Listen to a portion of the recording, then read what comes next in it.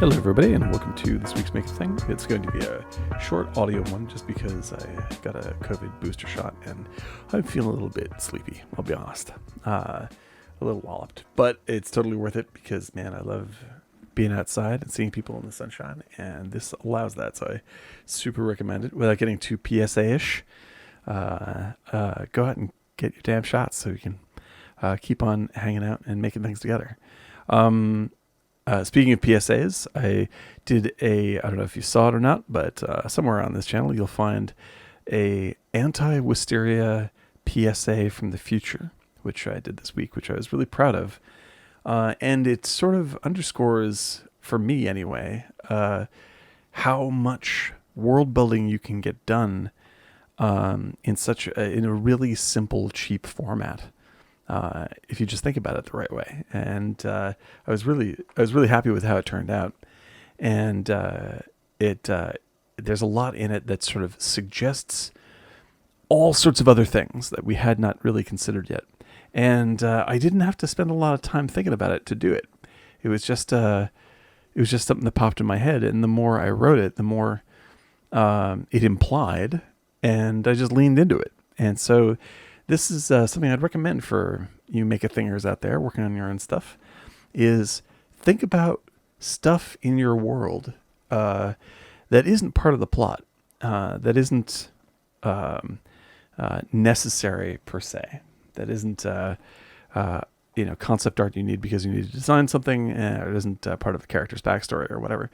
It's just an element of the world.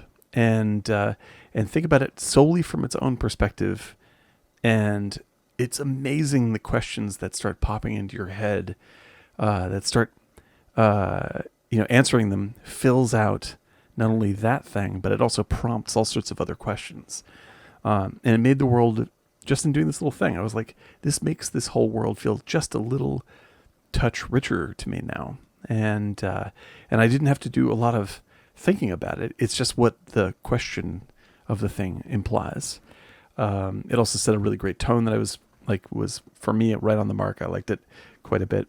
And yeah, so I think this is something to think about, because I think, for my own creative stuff, whether it's Wisteria or my other projects, it's easy to get wrapped up in the big responsibilities of the project. And especially since, especially when things big life stresses happen, shifts, or, just recently, if people have been following this, I've had to sort of reorient where, my career is going, try to adapt to shifts in the in LA's VFX community. And I've had a lot more time to spend on Wisteria and on my other projects due to that, which I'm thankful for, which I'm super thankful for. And instead of letting things become so big they're overwhelming, I've tried to and let the stressful forces of that get me down. I decided to try to attend to smaller things like this. And, I'm trying to put together more videos, and I'm trying to, put together more smaller things to get out there, because I feel like that's not only great for Wisteria in terms of building out the world and spreading the vibe, but it's just good for me to keep things you can do big work at small scales. And it's sometimes it's when you're doing a big project, it's hard to remember that that's true. Little things can actually end up leveraging a lot of creativity. And so that's what happened for me this week. I was very proud of that. And if you get a chance to see that or spread it around, I thought it was a great little experiment. We're going to do more of those things, anything along those lines that come up. And I think it's sketching things in the periphery of the world like that is extremely helpful.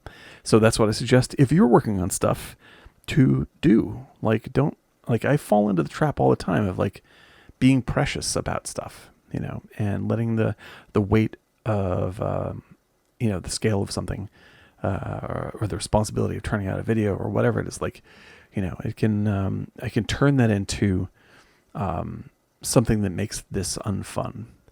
And I have to remember that the whole idea is to get that thought process out of my head. Because if Make It Thing is about anything, it's about engaging the moment of creativity as it's happening, right? It's about spreading inspiration immediately. It's not about worrying, and that is the thing that has to be let go of, and I have to let go of it every single day. So, whatever you may be working on, that is my recommendation. This week, think about some tangent and doodle ideas based off of that, and make that the thing you make. Let it ask you questions about where it's going, how things work, etc., etc. Because it's corny, but the thing that I really believe in, when you hear writers talk about writing, is they say, oh, the characters, start speaking to you, and like that is absolutely true. And I think that if you have a good creative relationship with your own heart, then those characters, like, they're not just talking to you, like they're asking you questions, and that's what really draws the world out of your brain, if that makes any sense. So if you're in a make a thing mood, then I encourage doing this week with whatever you happen to be working on, and see if it helps set you free in the way that this happened to for me this week. But anyway, before I ramble on too long, we do want to hear about the things you're making, because Make a Thing is, ostensibly about Wisteria, but it really is ultimately about spreading inspiration, and knowing that people are out there listening to us and watching us put this stuff together, and that we are able to share it with you guys and get such great response and thoughts and ideas is incredible, and it keeps our creative eye on the ball, and it keeps on re-inspiring us, and we'd love to know what you're doing and are up to, and if anything, just like spread the philosophy of making stuff. If there's a whole bunch of make-a-things out there for all sorts of different subjects, then I think that would be a beautiful world. Any case, we're not the first ones to come up with this stuff. There's a wonderful game maker group that's doing the same thing. There's literary groups that do this, but we're happy to be part of that wave, and we really, really want to endorse it. And not only do we love making this stuff, we love experiencing what other people make. So let us know in the comments. Hit that like and subscribe, as they say. But write up whatever the hell you're working on. We're excited to hear it. Anyway, thanks very much for joining us. I hope you got a kick out of the stuff that we put out this week, and we'll be making more things for next week. I'll see you soon. Bye.